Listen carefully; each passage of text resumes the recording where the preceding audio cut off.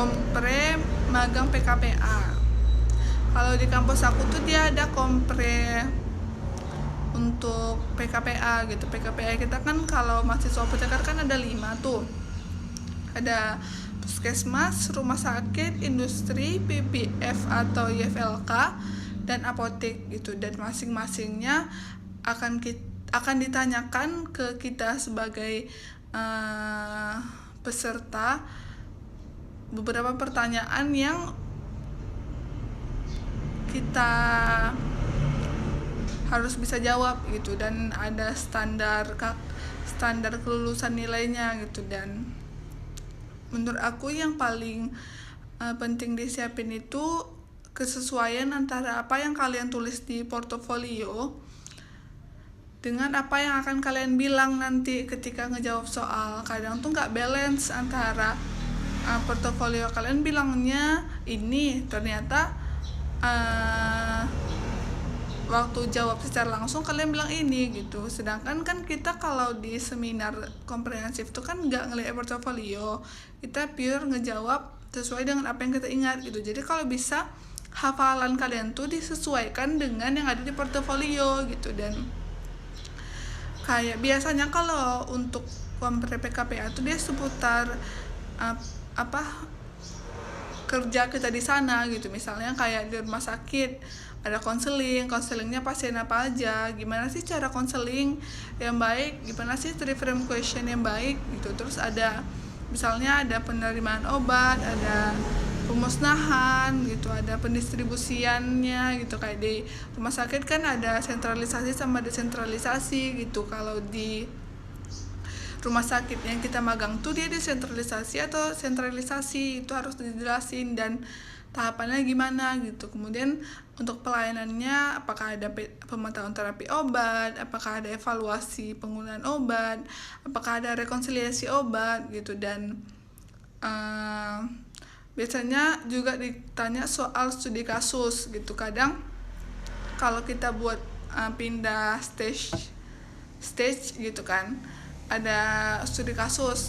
Studi kasus itu kan biasanya kasus real dari pasien di rumah sakit itu gitu. Kadang apalagi kita di rumah sakit itu pasti banyak obatnya, apakah ada interaksi antara obat-obat ini. Kemudian kadang obat itu kan diberikan off label gitu. Kenapa dia, padahal indikasi literaturnya kan ini, kenapa diberikan ini gitu. Sedangkan dia sebenarnya untuk gejalanya aja gitu. Kayak gitu sih sebenarnya, lebih ke gimana kita di tempat itu gitu. Kalau untuk di apotek kurang lebih sama sih, lebih ke standar pelayanan dan pengelolaan sesuai dengan Permenkes itu gitu. Dan mungkin yang beda tuh di industri. Kadang industri itu kan agak sensitif ya, maksudnya kita nggak bisa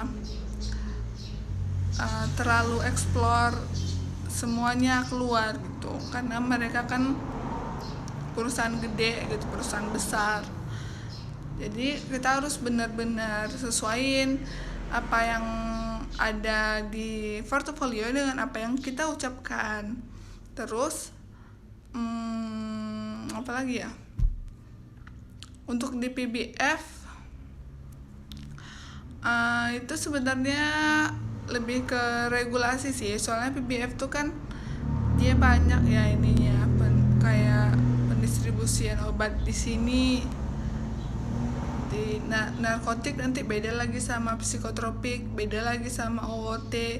Dia lebih banyak regulasi undang-undang yang harus kita pelajari gitu. Karena dia pendistribusian obat, kita tahu obat itu kan nggak bisa sembarangan nih kita distribusikan. Dan nanti ada lagi kriteria outlet yang bisa didistribusikan, ada yang nggak bisa gitu.